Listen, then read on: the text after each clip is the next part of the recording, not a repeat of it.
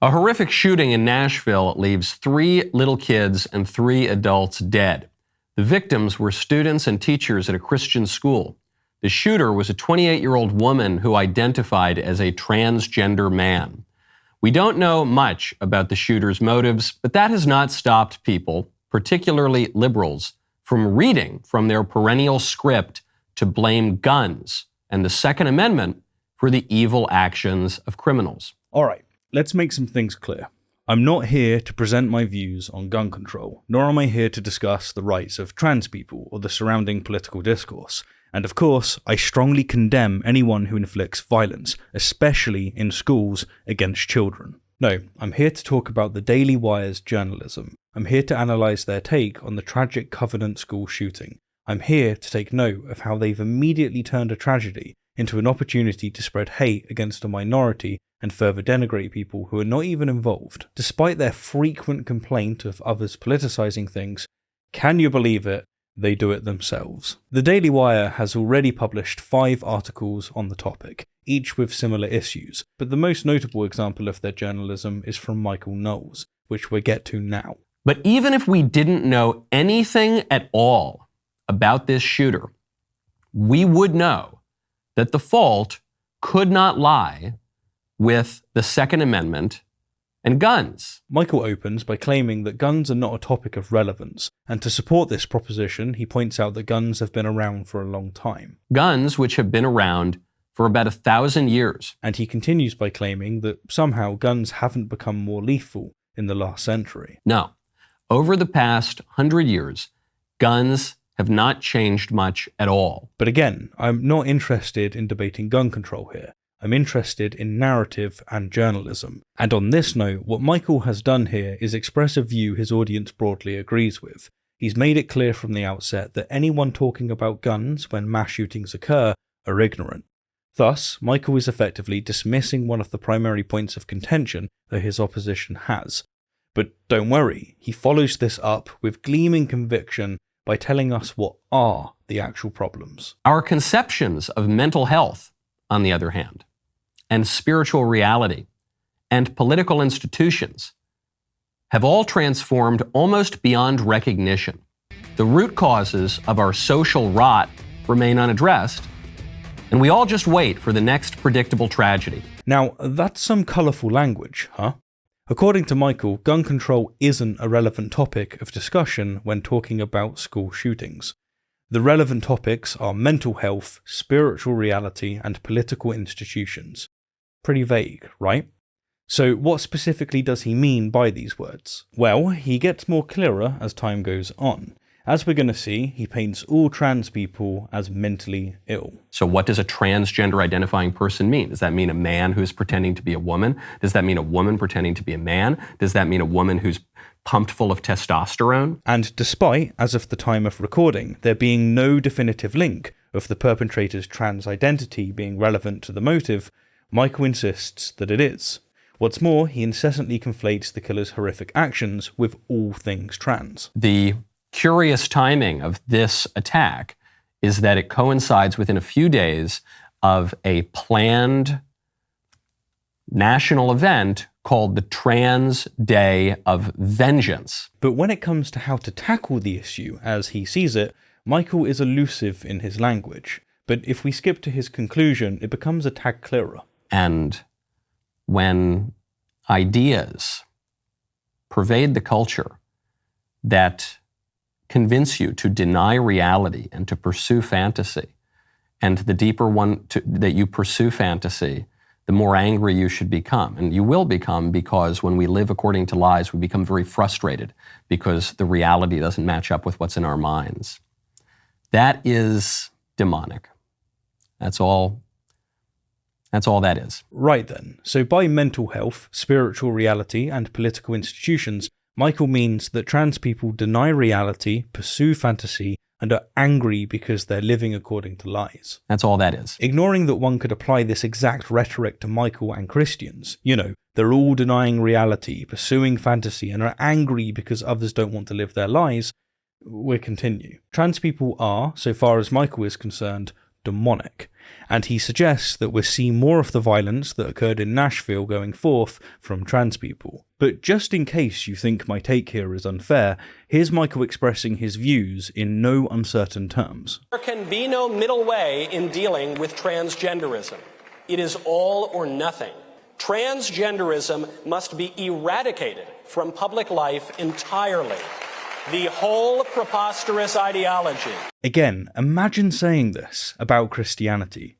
Christianity has to be eradicated from public life. The whole preposterous ideology, because Christians are living lies. They're living fantasy. Or, imagine saying this about the Jews. Blaming an entire group for the actions of an individual is very convenient, albeit very foolish, for Michael. And Michael jumping on the fact that the shooter is trans to make out that it's due to their trans identity that they committed such a horrendous crime is as absurd as insisting that being white or male is the cause of most school shootings, since most school shooters are white males. Or to give another instance of correlation that Michael won't be happy with, do you know what all school shootings have in common? Yeah, guns. Now, I can't respond to the whole of Michael's statements, as I'd be here all day. He gish gallops like he's paid to do it, which, well, he is. But I will analyse the majority of what he had to say. Welcome back to the show. We have a lot to get to, a lot of viral video reaction of all of these social ills that we're talking about. The isolation, the collapse of the family and the political order, and of course, this gender issue, this social mania that is being encouraged by some of the most powerful people in the country. Notice that Michael first brings up an acknowledged factor that's relevant, that being social isolation, and then follows up with two irrelevant factors, namely the collapse of the family, by which he means a lack of patriarchal structure as ordained in scripture, and this gender issue, by which he means the existence of trans people. Here's what the police chief had to say. Our investigations tell us that she was a former student at the school. I don't know what grade she's attended or grades, but we do firmly believe she was a student there. Did she identify as transgender? She does identify as transgender, yes. And no motive at this point? Anything discovered in the apartment or house? No, we have a manifesto. We have some writings that we're going over that pertain to this day, the actual incident. We have a map drawn out of how this was all going to take place. There's right now a theory that we may be able to talk about later, but it's not confirmed, and so we'll put that out as soon as we can. Chief, is there any reason to believe that how she identifies with white? I'm sorry, I knocked someone's mic over. I didn't hear you. Say that again, sir. Is there any reason to believe that how she identifies has any motive for targeting the school? We can give you that at a later time. There is some theory to that. We're investigating all the leads, and once we know exactly, we'll let you know. So there you have it. So what did we just get from the chief? We've learned that the perpetrator used to go to the school. Our investigations tell us that she was a former student at the school. And that he was a trans man. She does identify as transgender, yes. But did we learn his motives? No. We can give you that at a later time. There is some theory to that. We're investigating all the leads, and once we know exactly, we'll let you know. Basically, we didn't get much. But not as far as Michael is concerned. But the conservatives here, when they heard that it was a woman, or was it a man, or it was this name, or it was that name, Daily Wire has a rule generally, which is we don't name shooters in these situations because we don't want to give them glory and we don't want to encourage others. There is an exception to that rule in this case because the name and the way that naming works is actually a central part of this story. Except it's not. Is it? Even if it turns out that the killer's motives relate to his trans identity, the trans aspect is all that's relevant, not the name. What Michael means to say is that there's an exception to the rule because it suits the Daily Wire's political goals. When the news first broke, we were told it was a young woman. Then we were told it was a young man. Then we were told that it was a person named Audrey. Then we were told it was a person named Aiden. And it became clear very, very quickly that this is a transgender identifying person. But we do not know, at least as of this time, whether the fact the shooter was transgender is of central importance. We have reason to suspect as much, sure, but you can't make declarative statements at this time. You know, like the chief said. We are all humans and we jump to conclusion, but until we have sufficient confirmation, it is incredibly irresponsible to be making such claims to an audience of millions that we know are already primed to hate the group. So what does a transgender identifying person mean? Does that mean a man who's pretending to be a woman? Does that mean a woman pretending to be a man? Does that mean a woman who's pumped full of testosterone? Does that mean a woman who just says that she's... We just didn't know. It's now... It's interesting how all of the positions Michael just gave are actually just the same position or closely compatible. Are trans people pretending, or pretending? There's no acknowledgement, let alone consideration, of the actual positions that are put forward. And considering that he's already brought up that the person is trans, one can only conclude that this section exists to further insult trans people. It's pretty much what conservatives were doing to gay people not too long ago. It's now become clear that obviously this person had lots of identity problems. That's not clear at all. What's clear is that this person was transgender.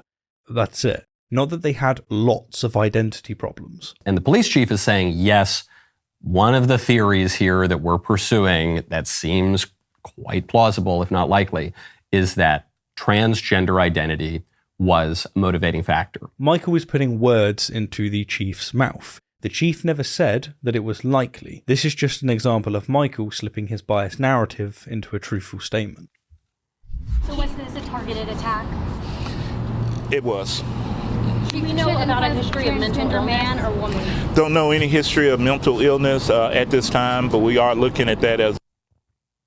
We're not allowed to say anything on YouTube anymore. Let's just recount what the police chief said. The police chief said this is a woman who thinks that she's a man. No, he didn't say that. He spoke of someone, like most people, who probably isn't familiar with trans identification, which likely explains a lot of the misgendering. But he didn't say that this is a woman who thinks that she's a man. This is all Michael's daily warping again. Followed by, yeah, we have no evidence of mental illness at this time.